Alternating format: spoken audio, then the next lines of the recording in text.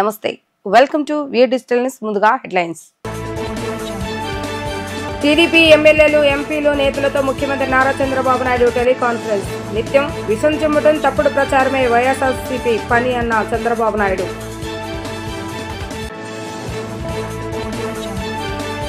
NDA ఉపరాష్ట్రపతి అభ్యర్థి CP రాధాకృష్ణకు శుభాకాంక్షలు తెలిపిన మంత్రి నారా లోకేష్. క్రమశిక్షణ పట్టుదలకు మార్పేరైన రాధాకృష్ణ తమలాంటి కొత్త తరానికి ఆదర్శంగా నిలుస్తున్నారన్న లోకేష్. సచివాలయంలో సీఎం అధ్యక్షతన 51వ సిఆర్డీ అథారిటీ సమావేశం. హాజరైన మంత్రి నారాయణ, సిఎస్ విజయానంద్, ఉన్నతాధికారులు వివిధ అంశాలపై చర్చ.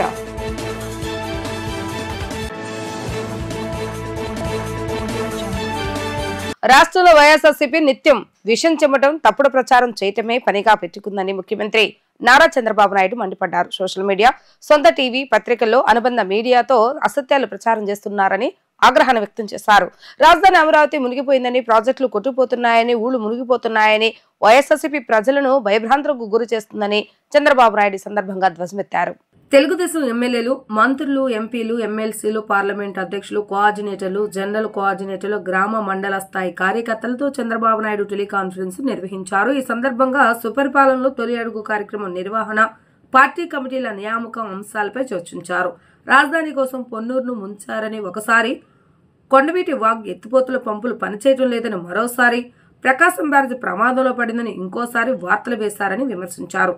తప్పుడు ప్రచారంతో ప్రజలను గందరగోళపరచాలన్న సిద్ధాంతంతోనే వైఎస్ఆర్సీపీ రోజు పనిచేస్తుందని మండిపడ్డారు. ఆ పార్టీ చేస్తున్న ఏ ప్రచారాన్ని పరిశీలించినా వాళ్ల కుట్ర ఏంటో అర్థమవుతుందని అన్నారు. తప్పుడు ప్రచారాలను ఎప్పటికప్పుడు ఖండించాలని టీడీపీ నేతలకు ఆయన దిశానిర్దేశం చేశారు.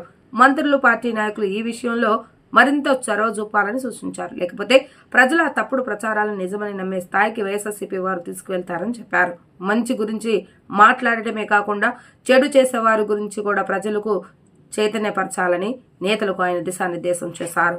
ఎన్డీఏ ఉపరాష్ట్రపతి అభ్యర్థి సిపి రాధాకృష్ణకు రాష్ట్ర మంత్రి లోకేష్ శుభాకాంక్షలు తెలిపారు. ఢిల్లీలో ఆయన మర్యాదపూర్వకంగా కలిశారు. మహారాష్ట్రతో పాటు పలు రాష్ట్రాలకు గవర్నర్ గా పనిచేసిన అనుభవం రాబోయే రోజుల్లో దేశానికి సమర్థ సేవలు అందించడానికి ఆయనకు ఉపకరిస్తుందన్నారు.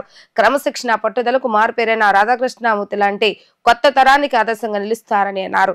రాధాకృష్ణకు శుభాకాంక్షలు తెలిపిన వారిలో కేంద్ర మంత్రులు రామ్మోహన్ నాయుడు, పెమ్మసాని చంద్రశేఖర్, టీడీపీ నేత లావు శ్రీకృష్ణదేవరాయలు, టీడీపీ ఎంపీలు ఉన్నారు. 29 గ్రామాల పరిధిలో సిఆర్డీ అధ్యయనం చేసి ఇచ్చిన నివేదిక ఆధారంగా సీఎం నిర్ణయాలు తీసుకున్నారని మంత్రి నారాయణ వెల్లడించారు.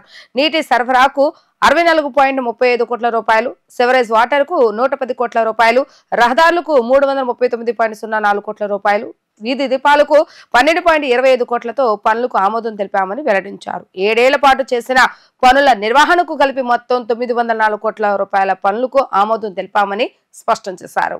సచివాలయంలో ఏర్పాటు చేసిన విలేకరుల సమావేశంలో మంత్రి నారాయణ మాట్లాడుతూ 7 ఏళ్ల పాటు చేసిన పనుల నిర్వహణకు కలిపి మొత్తం 904 కోట్ల పనులకు ఆమోదం తెలిపామని స్పష్టం చేశారు. మంగళగిరిలో జేమ్సన్ జ్యువెలరీ పార్క్ 78.01 ఎకరాల ఏర్పాటు కోసం భూ సమీకరణ చేయాలని నిర్ణయించామని అన్నారు. దాదాపు 5,000 కోట్ల పెట్టుబడితో ఏర్పాటయ్యే ఈ పార్కు ద్వారా 20,000 మందికి ఉపాధి అవకాశాలు లభిస్తాయని తెలిపారు. రిటర్నబుల్ ఫ్లాట్స్ లో అసైన్ భూమి అని పేర్కొనడం వల్ల తాము నష్టపోతున్నామన్న రైతుల విజ్ఞప్తి మేరకు అసైన్ అనే పదాన్ని తొలగించాలని ఆదేశించారని తెలిపారు. స్పెషల్ పర్పస్ వెహికల్ కింద అంతర్జాతీయ విమానాశ్రయంతో పాటు వివిధ ప్రాజెక్టులు చేపట్టేందుకు అనుమతులు మంజూరు చేశారని వ్యాఖ్యానించారు. వాటర్ ట్రీట్మెంట్ ప్లాంట్ కోసం 2 ప్యాకేజీల కింద నీటిని శుద్ధి చేసేందుకు 411 కోట్లతో ఒక ప్యాకేజ్, నీటి సరఫరా కోసం 376 కోట్లతో మరొక ప్యాకేజీకి ఆమోదం తెలిపారని వివరించారు. ఎస్ఆర్ఎం విత్ సంస్థలకు మెడికల్, డెంటల్, పారామెడికల్ కళాశాలల ఏర్పాటుకు చెరో 100 ఎకరాలు కేటాయింపులకు నిర్ణయం తీసుకున్నామని ఆయన వెల్లడించారు. ఏదైతే గ్రామ కంటాలు ఉన్నాయో ఆ గ్రామ కంటాల లోపల ఇన్ఫ్రాస్ట్రక్చర్ అంటే గ్రామ కంటాల లోపల ఉన్న రోడ్లు కానీ, డ్రైన్స్ కానీ, డ్రింకింగ్ వాటరు, సివరేజ్ వాటరు, వీటిలన్నిటినీ రెక్టిఫై చేయడం కోసంగా 904 కోట్లతో ఈరోజు అథారిటీ అప్రూవ్ ఇచ్చింది. ఏదైతే 29 గ్రామాలు యాక్చువల్గా అవి రెవెన్యూ విలేజ్ కింద తీసుకుంటే 25 వస్తాయి. వాటన్నిటిలో కూడా కంప్లీట్గా చేయటానికి, ఎందుకంటే ఇప్పుడు యాక్చువల్గా స్టడీ చేస్తే వాటర్ సప్లైలో 30% గ్యాప్ ఉంది ప్రజెంట్. ఆ 29 గ్రామాల్లో వాటర్ సప్లైలో ప్రజెంట్ 30% షార్టేజ్ ఉంది. అదేవిధంగా సివరేజ్ ఏదైతే యూజ్డ్ వాటర్ ఉందో దాన్ని ప్రాపర్గా ట్రీట్ చేసి బయటికి పంపించడంలో 100% గ్యాప్ ఉంది. ఈ యొక్క క్యాపిటల్ సిటీలో ఉండే గ్రామ కంటాలు ఏదైతే విలేజెస్ ఉన్నాయో విలేజెస్లో వాటర్ సప్లైకి 64.35 కోట్లు, సివరేజ్ అంటే యూజ్డ్ వాటర్ని ట్రీట్ చేసి బయటికి పంపించడానికి 110.72 కోట్లు, అదేవిధంగా రోడ్స్కి 339.04 క్రోర్స్, స్ట్రీట్ లైట్స్కి 12.25 కోట్లు, తర్వాత మిగిలింది మెయింటెనెన్స్ ఆపరేషన్ మెయింటెనెన్స్ 7 years అంటే వాటన్నిటిని ఎవరైతే కాంట్రాక్ట్లు చేస్తారో 7 సంవత్సరాలు వాళ్ళు మెయింటైన్ చేసే దానికి ట్యాక్సెస్కి మొత్తం కలిసి 904 కోట్ల రూపాయలతో ఈరోజు అథారిటీ శాంక్షన్ చేసింది. బహుశా రాబోయే ఒక 10 daysలో ఇది మళ్ళీ దీన్ని క్యాబినెట్లో పెట్టి అప్రూవ్ తీసుకుని 21వ తేదీ వెంటనే టెండర్లు పిలిచి వర్క్ టేకప్ చేయడం జరుగుతుంది. మంగళగిరిలో గోల్డ్ క్లస్టర్ ఒకదాన్ని ఏర్పాటు చేయాలని ప్రపోజ్ చేయటం, దాని మీద సిఆర్డీఏకి యాక్చువల్గా ల్యాండ్ పుల్లింగ్ దాని మీద యాక్చువల్గా చేయమన్నారు. అక్కడ జెమ్స్ అండ్ జ్యువెలరీస్ పార్క్ పెట్టేటట్టుగా 78.01 ఏకర్స్లో 78.01 ఏకర్స్లో ఇది కంప్లీట్ అయిపోతే దాదాపు 20,000 మందికి జాబ్స్ వస్తాయి డైరెక్ట్గా. ఇండైరెక్ట్గా ఎంతోమందికి జాబ్స్ వస్తాయి. దాదాపు 5,000 కోట్ల రూపాయలు ఇన్వెస్ట్మెంట్ ఆ విధంగా ఉండేటట్టుగా యాక్చువల్గా దాన్ని డిజైన్ చేశారు. అయితే దానికి ల్యాండ్ కావాలి. ల్యాండ్ అక్కడ ఎవరైతే అసైనిస్ ల్యాండ్స్ అవి ఉన్నాయో వాళ్ళందరితో మాట్లాడారు సిఆర్డీ వాళ్ళు. అదే ల్యాండ్ పుల్ ఏమి తీసుకునేటట్టుగా ప్రొసీడ్ అయ్యేదానికి ఈరోజు సిఆర్డీ యాక్చువల్గా అథారిటీ వాళ్ళకి యాక్చువల్గా సిఆర్డీ కమిషన్కి యాక్చువల్గా ఆ యొక్క యాక్సెప్టెన్స్ ఇవ్వడం జరిగింది. అదేవిధంగా ఈ యొక్క అసైనీస్ ఎవరైతే ల్యాండ్ పుల్లింగ్కి ల్యాండ్ తీసుకున్న అసైనీస్ దగ్గర వాళ్ళకి తిరిగి ప్లాట్లు ఇచ్చినప్పుడు వాళ్ళ సర్టిఫికేట్లో పట్టా లేదా అసైన్ అయితే అసైనీస్ అని, పట్టా ల్యాండ్ ఇచ్చిన వాళ్ళైతే పట్టా అని రాస్తున్నారు. దానివల్ల ఎవరికైతే అసైన్ అని రాస్తారో వాళ్ళ ల్యాండ్ వాల్యూ తక్కువ ఉందని వాళ్ళందరూ యాక్చువల్గా రిక్వెస్ట్ చేయడం జరిగింది ముఖ్యమంత్రి గారిని. ముఖ్యమంత్రి గారు వెంటనే అసైన్ అనే పదాన్ని తీసేయమన్నారు. దాన్ని తీసేటట్టుగా ఇవాళ అథారిటీ సిఆర్డీకి యాక్చువల్గా పర్మిషన్ ఇవ్వడం జరిగింది. ప్రతి ఒక్కరు ఆరోగ్య పరిరక్షణపై దృష్టి సారించాలని ప్రభుత్వ whip central MLA bonda Umameswara Rao అన్నారు. వ్యాయామం నిత్య జీవితంలో ఒక భాగం కావాలని, తద్వారా మానసిక ఆందోళన అనారోగ్యాలకు దూరం అవుతారని తెలిపారు. స్టేడియంలో ఉన్న జిమ్ ను గత ప్రభుత్వం పట్టించుకోకపోవడంతో పరికరాలు పూర్తిగా పాడైపోయాయని ఆయన అన్నారు. అజీజ్ సింగ్ నగర్ మగ్నేని బసవపునయ్య స్టేడియంలో ఆధునీకరించిన నూతన జిమ్ ను బొండా ఉమామేశ్వరరావు ప్రారంభించారు. జిమ్ పరికరాలను పరిశీలించి తాను సైతం స్వయంగా జిమ్ చేశారు. ఈ సందర్భంగా బొండా ఉమామేశ్వరరావు మాట్లాడుతూ ప్రస్తుతం సుమారు 25 లక్షల రూపాయల వ్యయంతో జిమ్ ను ఆధునీకరించి అన్ని రకాల జిమ్ పరికరాలను ఏర్పాటు చేసినట్లుగా చెప్పారు. ప్రతి ఒక్కరూ సద్వినియోగం చేసుకోవాలని ఆయన కోరారు. అనంతరం స్థానిక నాయకులు ప్రియా సోమేశ్వరరావు మాట్లాడుతూ ప్రజా సమస్యలు పరిష్కరించే నాయకుడిగా బొండా ఉమామేశ్వరరావు ఉన్నారన్నారు. జిమ్ సమస్య తెలిపిన వెంటనే పరిష్కరించారని ప్రజల పక్షాన ధన్యవాదాలు తెలుపుతున్నట్లుగా ఆయన వివరించారు.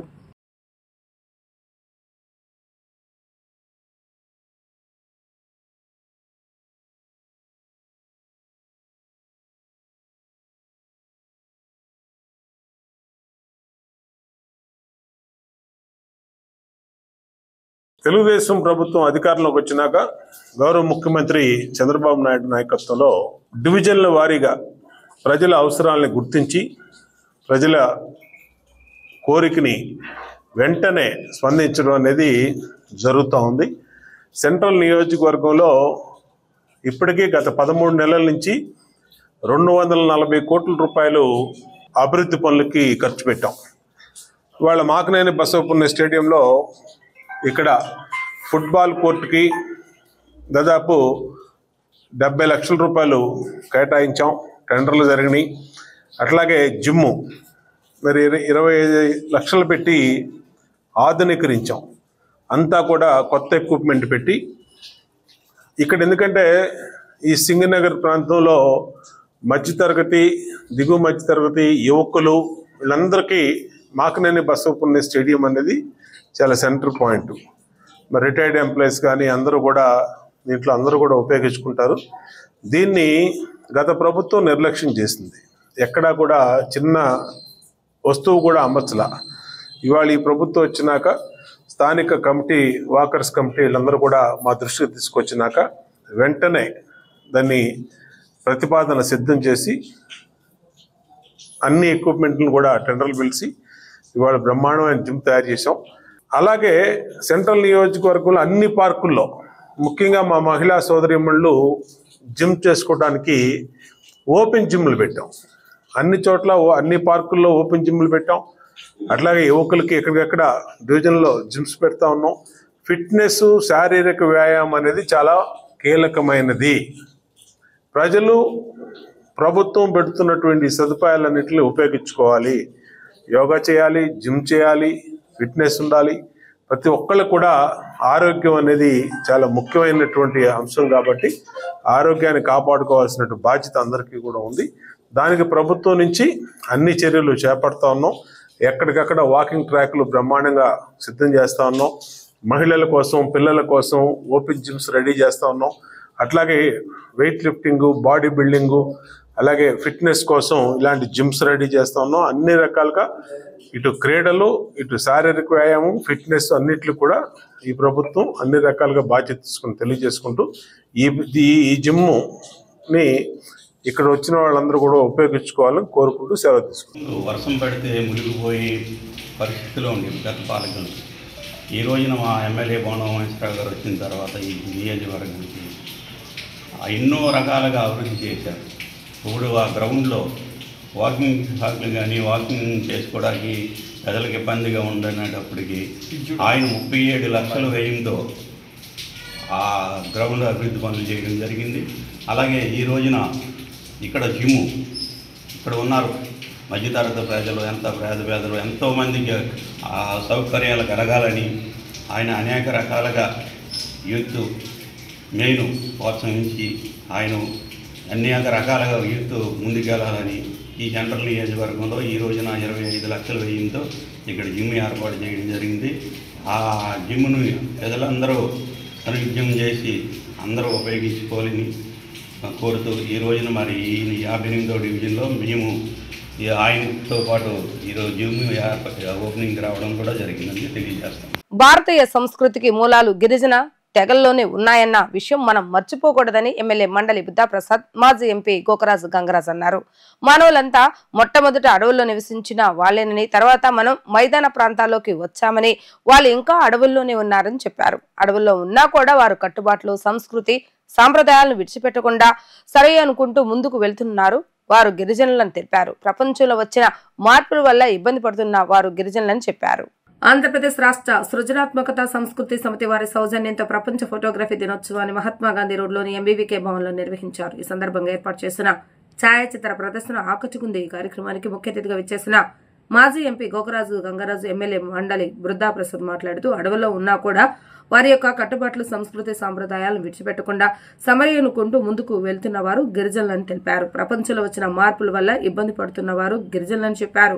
గిరిజన భాషలు చాలా మృత భాషగా మారుతున్నాయని చెప్పారు. గిరిజన సాంప్రదాయాలు, కట్టుబొట్టు, వేషధారణ అనాది నుంచి నేటి వరకు ఒకే రకంగా ఉంటున్నాయని తెలిపారు. రాను కొన్ని తెగలు నశించిపోతున్నాయని తెలిపారు. గిరిజన ప్రాంతాలకు వెళ్లి వారి ఫోటోలు తీయాలంటే సాహసంతో కూడుకున్న పని. ఇబ్బందులు పడి వెళ్లి అద్భుతమైన ఛాయాచిత్రాలు తీసి వారి యొక్క సంస్కృతి, సాంప్రదాయాలను చాటి చెప్పిన ఛాయాచిత్రాలు తీసిన వారికి అభినందనలు తెలిపారు. ఈ ఛాయాచిత్ర ప్రదర్శన చూస్తుంటే గిరిజన సంస్కృతి కళ్లకు కట్టినట్లుగా ఉందన్నారు. స్వయంగా వెళ్లి చూసే అవకాశం లేకపోయినా ఛాయాచిత్రాలు చూస్తుంటే స్వయంగా విహారించినట్లుగా ఉందని అన్నారు. అటువంటి ప్రాంతాల్లో పర్యాటకాన్ని అభివృద్ధి చేస్తే అక్కడున్న వారిని కూడా ముందుకు తీసుకువెళ్లే అవకాశం లభిస్తుందన్నారు. పర్యాటక రంగంలో ఆంధ్ర రాష్ట్రం బాగా వెనుకబడి ఉందని, ఇతర రాష్ట్రాలతో పోలిస్తే మంచి పర్యాటక ప్రాంతాలు ఉన్నాయని చెప్పారు. ప్రస్తుతం కూటమి ప్రభుత్వం పర్యాటకానికి అధిక ప్రాధాన్యత ఇస్తుందని అన్నారు. రాష్ట్ర ఆర్థిక అభివృద్ధికి పర్యాటకం దోహదపడుతుందని తెలిపారు. అనంతరం పర్యాటక దినోత్సవం సందర్భంగా నిర్వహించిన పోటీల్లో విజేతలకు బహుమతులను అందజేశారు. చాలా సంతోషం. వరల్డ్ ఫోటోగ్రాఫిక్ డే సెలబ్రేషన్స్ లో పాల్గొనడానికి దేశవ్యాప్తంగా ట్రైబల్ ఏరియాస్లో తీసిన ఫోటోగ్రాఫ్స్ని ఈ ఎగ్జిబిషన్ ద్వారా ప్రదర్శన చేస్తున్నారు. ఇది ఇంచేదండి, ఇది చాలా కష్టమైన పని. ట్రైబల్ ఏరియాలో ఎంటర్ అవ్వటమే చాలా కష్టం. మనకు ఆశ్చర్యంగా ఉంటుంది. ఇటువంటి వారు ఇంకా ఈ అడవుల్లో, మారుమూల ప్రాంతాల్లో జీవిస్తున్నారంటే మనం చూస్తూ ఉంటే ఎంతో ఆనందంగా కనిపిస్తున్నారు. ఫోటోలో చూస్తూ ఉంటే మనకన్నా కూడా ఎక్కువ ఏ ప్రాబ్లమ్స్ లేకుండా ఆ ప్రాంతంలో వాళ్ళు జీవిస్తూ వారు గడుపుతున్నారు. అటువంటి ఫొటోస్ కూడా మనందరికీ ముందుకు తీసుకురావటం చాలా సంతోషం. అంతకుముందు మన రాష్ట్రానికి పరిమితం అయింది, ఇప్పుడు దేశవ్యాప్తంగా కూడా ఈ కాంపిటీషన్స్లో పాల్గొనడానికి వివిధ రాష్ట్రాల నుంచి కూడా ఫోటోగ్రాఫర్స్ వారి ప్రతిభ చూపించడం కోసం రావటం జరిగింది. చాలా సంతోషం. ఈ కార్యక్రమంలో పాల్గొనే అవకాశం కలిగజేసినందుకు నమస్కారం. ప్రపంచ గిరిజన దినోత్సవం, ప్రపంచ ఫోటోగ్రఫీ దినోత్సవాన్ని పురస్కరించుకుని ఈ విజయవాడలో అద్భుతమైన ఛాయాచిత్ర ప్రదర్శన జరిగింది. మన భారతీయ సాంస్కృతిక మూలాలు గిరిజన సంస్కృతులు ఇమిడి ఉన్నాయి. వారి యొక్క ఒక్కొక్క తెగవారు వారి యొక్క ఆచారాలు, వారు ధరించే దుస్తులు కానివ్వండి, ఆభరణాలు కానివ్వండి, వారి పండగలు కానివ్వండి, వీటన్నిటిని కూడా అద్భుతంగా ఫోటోలు తీసి ఇవాళ వారి యొక్క సంస్కృతిని ప్రపంచాన్ని తెలియజేసే విధంగా ఇంత అద్భుతమైన ఛాయాచిత్రాలు తీసిన ఛాయాచిత్రకారులందరినీ కూడా నేను హృదయపూర్వకంగా వినిస్తున్నాను. తెలుగు జాతి గర్వించదగ్గ ఛాయాచిత్రకారుడు తమ్మా శ్రీనివాసరెడ్డి అనేక అంతర్జాతీయ పురస్కారాలు పొందిన తెలుగు వ్యక్తి. ఆయన యొక్క ఆధ్వర్యంలో ఈరోజు ఈ కార్యక్రమం జరగటం చాలా ఆనందదాయకంగా ఉంది. జగన్కు ధైర్యం ఉంటే రాజధాని అమరావతిలో పర్యటించాలని మాజీ మంత్రి దేవినేని ఉమామేశ్వరరావు సవాల్ చేశారు. కుంభకోణాలకు అక్రమాలకు పాల్పడిన వారిని పరామర్శించడానికి జైలు యాత్రలు మానేసి రాజధానికి రావాలని పిలుపునిచ్చారు. అక్కడ జరుగుతున్న అభివృద్ధిని స్వయంగా చూడాలని ఆయన అన్నారు. సీడీ యాక్సెస్ రహదారి, సచివాలయం, వీటి SRM జగన్ ఎక్కడికి వచ్చినా సరే అమరావతి ఎక్కడ మునగలేదని నిరూపించేందుకు మేమంతా సిద్ధంగా ఉన్నామని ఆయన అన్నారు. 100 కిలోమీటర్ల పైగా ఉన్న ప్రాంతంలో వాగులో వచ్చిన వాగు పొర్లిపోయిన ఖమ్మంపాడు ఏరియాలో ఆ దృశ్యాలను తీసుకొచ్చి అమరావతిలో వాగులు పొంగాయి, చప్టాలు పొంగాయి, ఇక్కడ ఈ ప్రాంతంలో అంతా మునిగిపోయిందని తప్పుడు కథనాలు, తప్పుడు ప్రచారాలు చేస్తూ ఉన్నారు.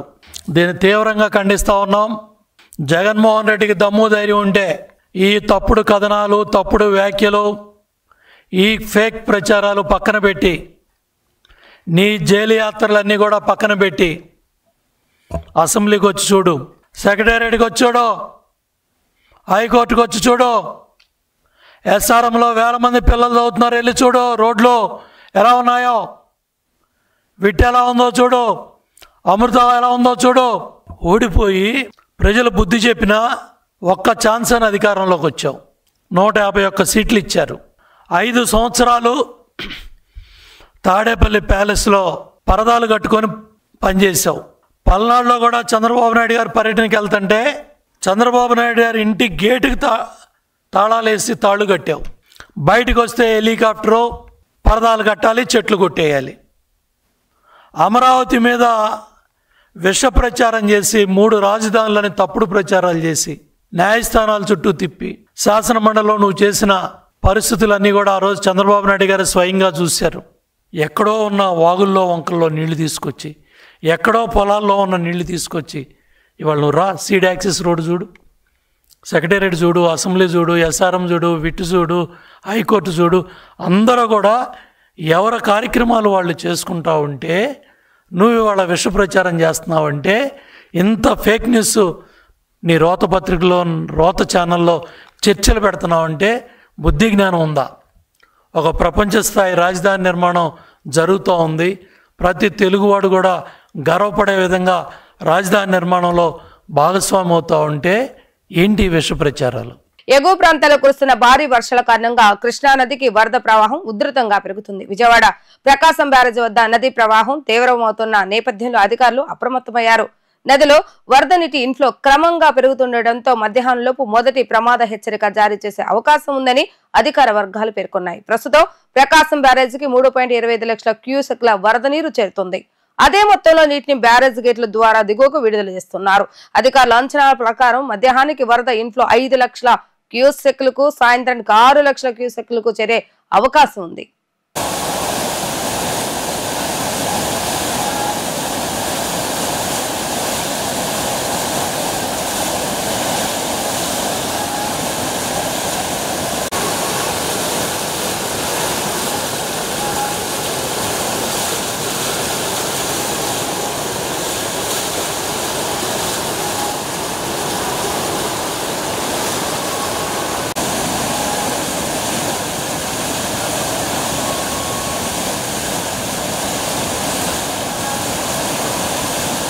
పశ్చిమ మధ్య బంగాళాఖాతంలో ఉత్తరాంధ్ర, దక్షిణ ఒడిశా తీరాలకు సమీపంలో తీవ్ర అల్పపీడనం కొనసాగుతుంది. ఇది పశ్చిమ వాయువు దిశగా కదులుతూ వాయుగుండంగా బలపడుతుందని భారత వాతావరణ శాఖ వెల్లడించింది. ఇవాళ మధ్యాహ్నానికి దక్షిణ ఒడిశా ఉత్తరాంధ్ర మధ్యలో గోపాలపురం సమీపంలో తీరం దాటుతుందని అంచనా వేస్తున్నారు. దీని ప్రభావంతో నేడు రేపు కోస్తా జిల్లాలోని కొన్ని ప్రాంతాల్లో భారీ వర్షాలు కురిసే అవకాశం ఉందని అమరావతి వాతావరణ కేంద్రం తెలిపింది. అల్లూరి సీతారామరాజు, ఏలూరు, ఎన్టీఆర్ జిల్లాలో నేడు భారీ వర్షాలు కురిసే అవకాశాలున్నాయి.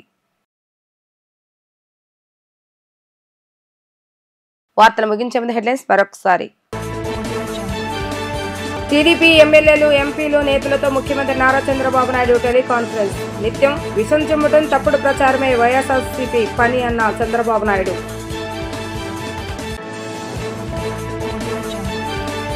ఎన్డీఏ ఉపరాష్ట్రపతి అభ్యర్థి సిపి రాధాకృష్ణకు శుభాకాంక్షలు తెలిపిన మంత్రి నారా లోకేష్. క్రమశిక్షణ పట్టుదలకు మార్పేరైన రాధాకృష్ణ తమలాంటి కొత్త తరానికి ఆదర్శంగా నిలుస్తున్నారన్న లోకేష్. సచివాలయంలో సీఎం అధ్యక్షతన 51వ సిఆర్డీ అథారిటీ సమావేశం. హాజరైన మంత్రి నారాయణ, సిఎస్ విజయానంద్, ఉన్నతాధికారులు, వివిధ అంశాలపై చర్చ.